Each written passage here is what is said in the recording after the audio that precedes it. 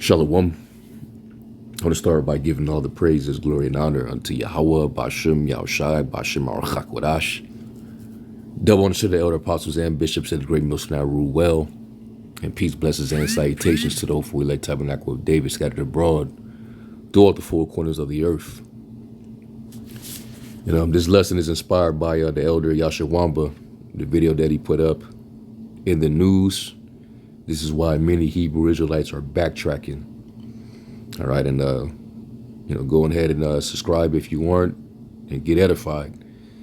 Now, this is something that we've been noticing, with a lot of these different groups that are all of a sudden trying to clear the air, if you will, and they're switching up the doctrine to where the focus is no longer on Esau, or they tweak the doctrine to make Esau not be who he actually is, because they don't want the smoke. They don't want to have to face the music, so to speak. All right, and we know that eventually this devil's going to come, like it tells us, and it warns us in Revelation 12. First, it speaks of him as being an accuser. And when he gets in accuser mode, he gets to painting narratives, using certain terms, buzzwords to weaponize against groups of people that they want to take down. We know what happens. They paint narratives, and he's going to come down with great wrath, knowing that he has but a short time, because he's every minute he's getting revealed, he's getting exposed. But we're going to be to blame. They're going to make us the face of whatever extreme, just so that they can actually come against us. And we welcome it being in this position. The Lord said, you're going to be persecuted. All right. You're going to be brought before governors and kings. And, this is what the apostles had to deal with. Let's go to Matthew 10.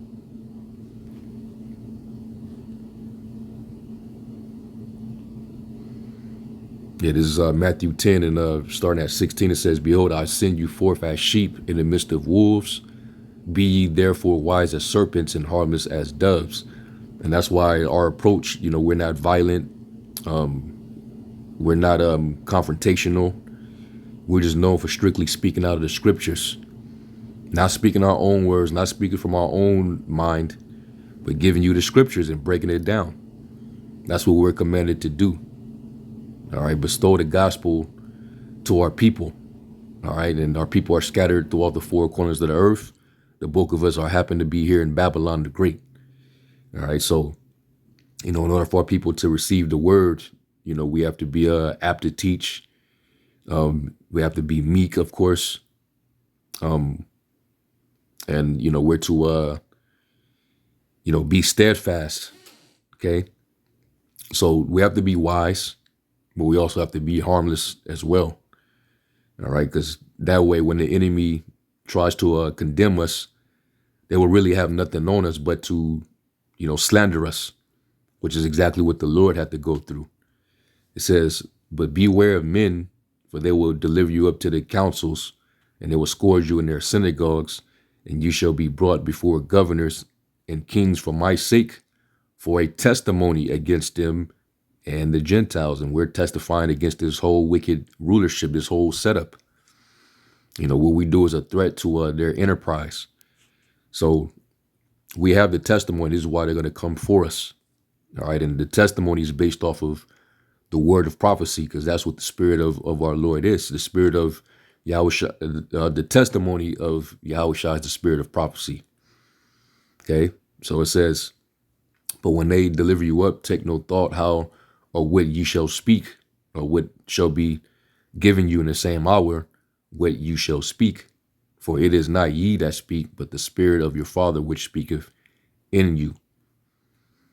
So, we got to be ready, to face the music.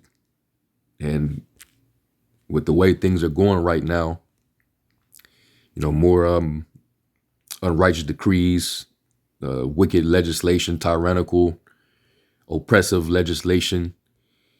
These Israelites are, they're scarying. They're tucking their tail and they're trying to clear the air. So they're switching the doctrine up.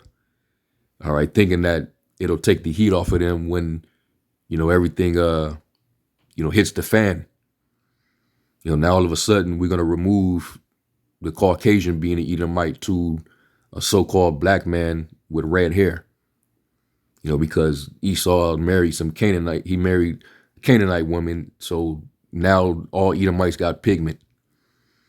So we're going to scrap the fact that this man, he exalts himself as the eagle, right? That he lived in the clefts of the rocks. And you go to look up Petra and you see the architectural build in those mountains is very identical to the infrastructure that you see here in America, that you see in Europe. The history linking the Edomites to Rome, all this evidence, but no, we got to read how Esau went to the Canaanite. So these dudes are just scrambling. That's all that's really happening. All right, and it may have well been, Eve, gave them that bag under the table to shut their lips and to make them change what they're teaching, or it's fear. All right. Now this article came out a couple of days ago, and was spreading amongst the brothers, and I remember it was like a few years back when you had these false flags happening in the country. And this is when they was pushing the anti-SIM card heavy. That whole agenda, they was pushing it real heavy.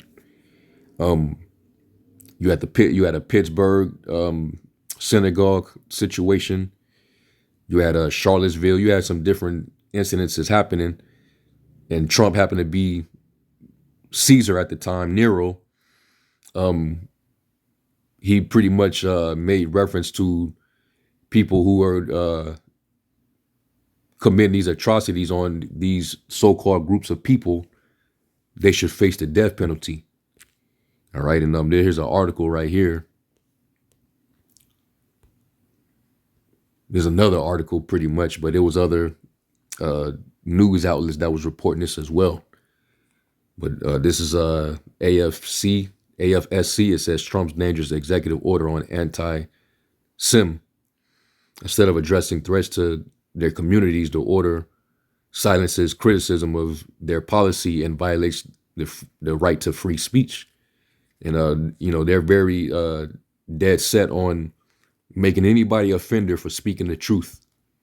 Like it tells you in Isaiah 29 and 22, trying to set that snare so that we can't reprove, because they do not want any form of critique on that whole regime, that whole group's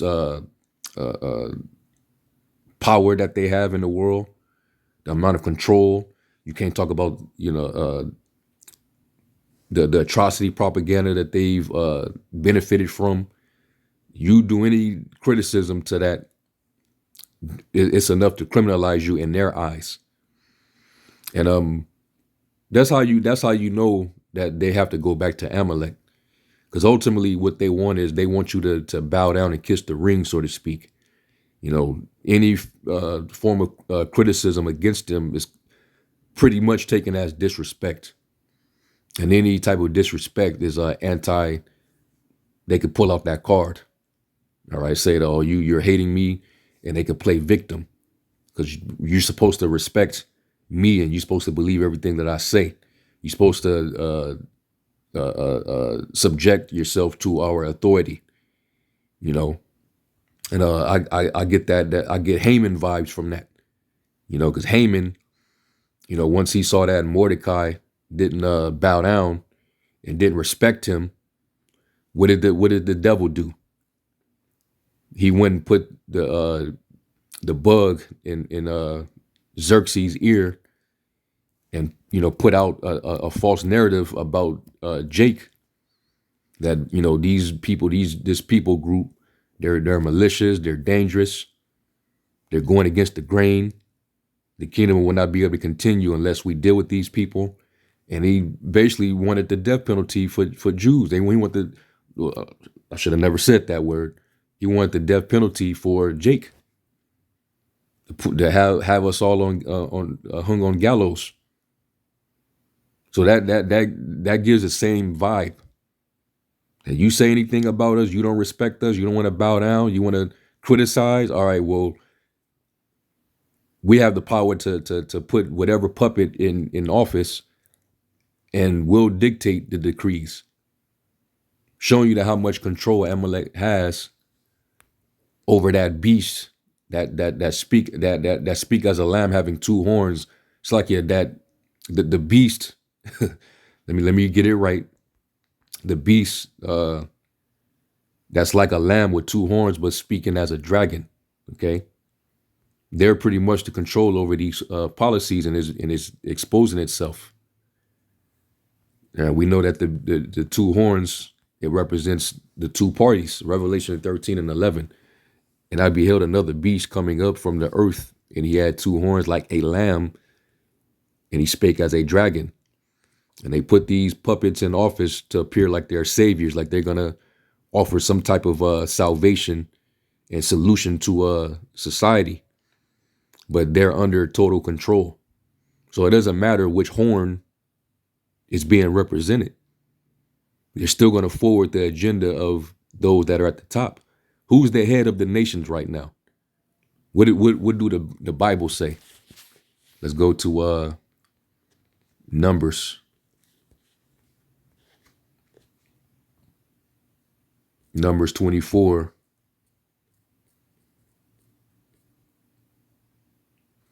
Yeah, Numbers 24 and 20. It says, and when he looked on Amalek, he took up his parable and said, Amalek was the first of the nations, but his latter end shall be that he perish forever. So what does this mean?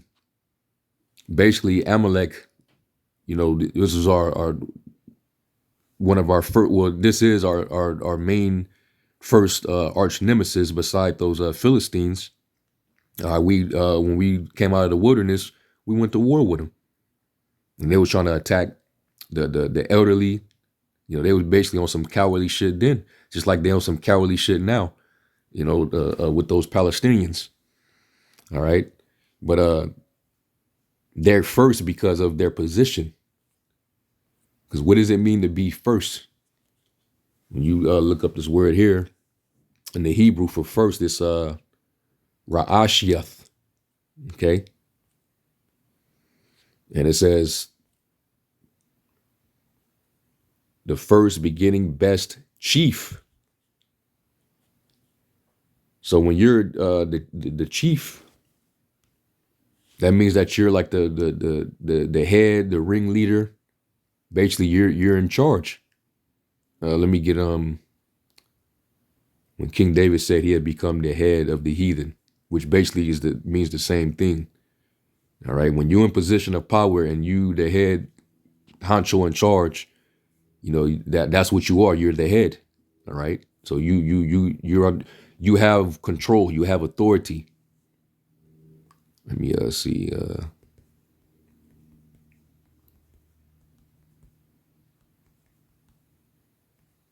So you have Ra'ashiath for first here dealing with Amalek. They're the head of the nations, right?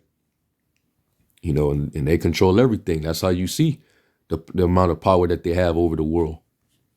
But you can't say that though, because that's you get criminalized for admitting that. Psalms 18 and 43 says, "Thou hast delivered me from the strivings of the people, and thou hast made me the head of the heathen. A people whom I have not known shall serve me." All right, and you look up the word for head here is Ra'ash. All right, which is a take from Ra'ashiath, first. Okay, and when you the first or the head, you're pretty much at the top, head, top, summit, upper part, chief. See that? And Esau, he's at the top. The whore that rides the beast, the same beast who was given all this authority, um, who controls that whore that rides the beast? Now everything it makes sense now. All right, so you getting all these tyrannical, totalitarian legislations that's coming straight from their head. So they're gonna basically give that order to the puppet that they put in there, that they're gonna roll out these executive orders and legislations, these bills, and they cause situations to take place, whether it's controlled, whether it's orchestrated or not, to roll out these unrighteous decrees. Isaiah 10:1, it says, "Woe to them that decree unrighteous decrees, and that right grievousness which they have prescribed." So that means that they're already written in place. They just need the right event to happen, and that's what you call problem, reaction, solution. Okay? So that's basically what's going on. And I remember years ago when these little, I believe they were FALSE flags, and they were trying to use this to roll that out back then. All right. And Trump, when he was president, he made these remarks, and we don't put it past them putting him back in office, for what, and this being one of the reasons why they more than likely would. We wouldn't be surprised at all. And if this does happen and it takes effect, can't be basically, it's not the time to get fearful. You got to be ready to face the music, man. Hey, the prophets are old. They face the smoke. Okay. Yahushua, he faced the smoke. The apostles, they faced the smoke. Daniel, he faced the smoke. Stephen, he faced the smoke. The three holy children, they faced the smoke. So all you're doing is putting yourself further in bad water with the Heavenly Father, basically twisting the doctrine up, showing that you really are ashamed of the gospel, and you dudes are showing your fear. This is why you're trying to backtrack and switch the doctrine up. Even some of you that admit who Esau is, but you're saying we're not supposed to hate him. So you're willing to go against the grain just to save your life in this world. So let me get this real quick. 2 Timothy, I think it's 2 Timothy 1. Yeah, 2 Thessalonians 1 and verse 7. It says, I'm starting at verse 6. It says, "Wherefore I put thee in remembrance that thou stir up the gift of the Most High, which is in thee by the putting on of my hands. For the Most High have not given us the spirit of fear, but of power and of love and of a sound mind." So, we're not given the spirit of fear. All right. And, when you're fearful, you're going to make haste in the time of trouble, which the scriptures speak against. It says to make not haste in the time of trouble. And whatever is brought upon you, take cheerfully and be patient when they are brought to a low estate.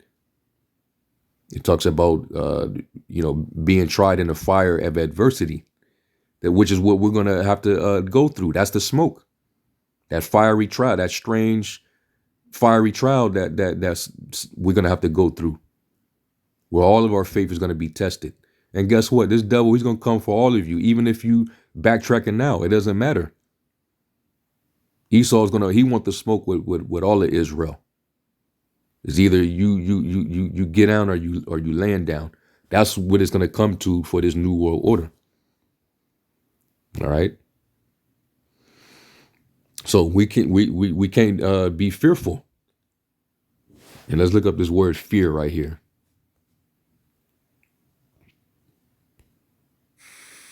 Strong's G 1167.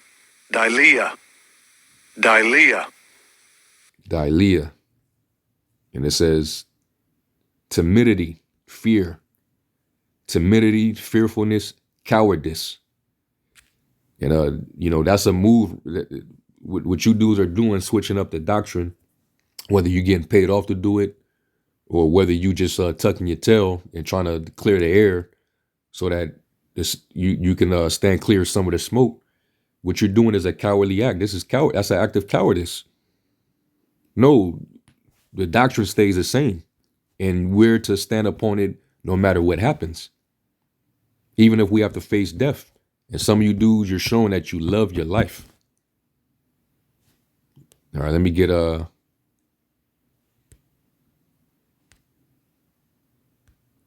John 12.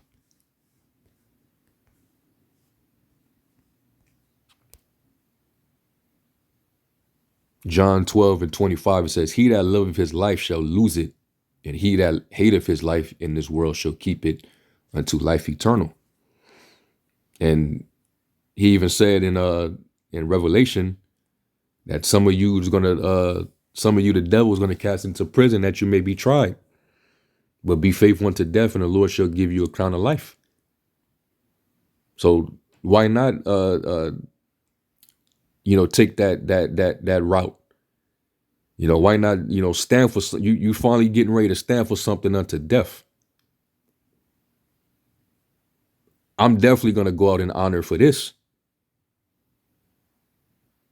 That even the Lord has honor in the death of his saints. But at least you stood firm on righteousness. So these dudes are not willing to be that living sacrifice, the scriptures say. They want to try to preserve their lives by watering down the truth, corrupting the word of the Most High. They want to be of this world. So this is why ultimately they're going to be destroyed with this world. Because this is Esau's world anyway. This ain't our world. We have no dwelling place. We have no resting place except for in these scriptures. We have no continuing city but one to come. So they'll be doing us a favor if they try to, come for us, because it's going to speed things up even more. I hope Trump gets in there, and I hope he decrees that, because he's the one that's talking about bringing back the firing squads and the guillotines. Well, hey, it's going to be up then. Let him get back in there. All right. He's going to do a lot for the 48er crew. And that's going to further push them into a conflict with those other neighboring countries over there, mainly Iran. And we know that Russia is going to come to the guard of Persia, Iran. What we're seeing happening right now between them, it's going to even further escalate. That's how we know the third woe is imminent. Trump would definitely, push it over the top. Okay. But anyway, going back here, the Lord did not give us the spirit of fear. We know that we're going to have to face the smoke, but we know that after this, the reward is going to be here. The Lord's going to reward us if we stay steadfast unto the end. He that shall endure to the end, the same shall be saved. So we can't fear none of these things that is going to come our way.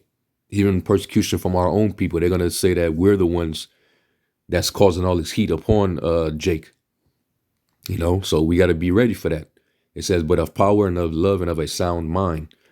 Be not thou therefore ashamed of the testimony of our Lord, nor me his prisoner, but be thou partaker of the afflictions of the gospel according to the power of the Most High. So we're not supposed to be ashamed of the testimony. This is what we're preaching, the testimony. All right. We have the testimony, which is the spirit of prophecy. Okay. We have the sure word of prophecy, that day star that shines.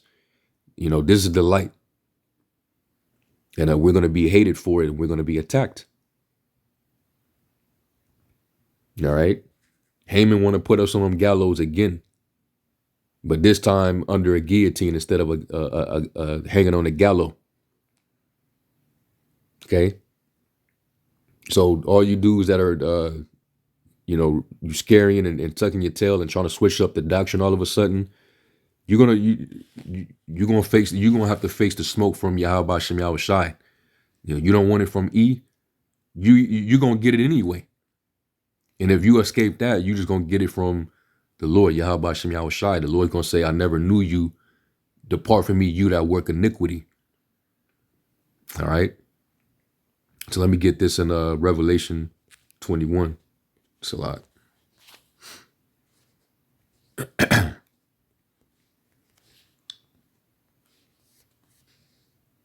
Revelation 21:8, it says, but the fearful, the and unbelieving, and the abominable, and murderers, and whoremongers, and sorcerers, and idolaters, and all liars shall have their part in a lake which burneth with fire and brimstone, which is the second death. So you dudes that are switching the doctrine up to lie to your congregation, and you're not telling them the truth, you're not warning them of the impending danger, the sword coming from the enemy. You're not warning them of the MOTB, and you're not trying to get that right. Even those of you that know it, but you're still teaching against it because you've been compromised. You're gonna partake in this.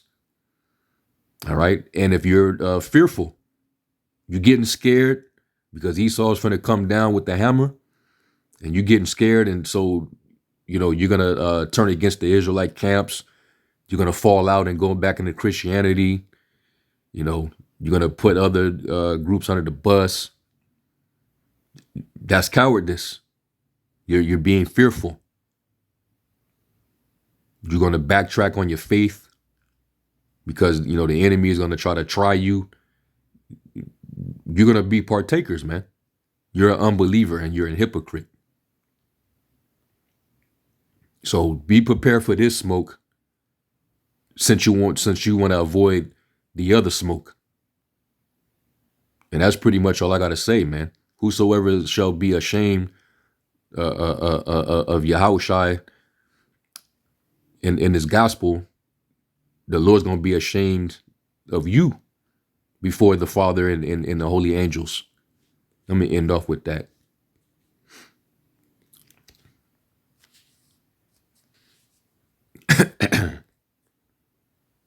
Yeah, Mark 8:38.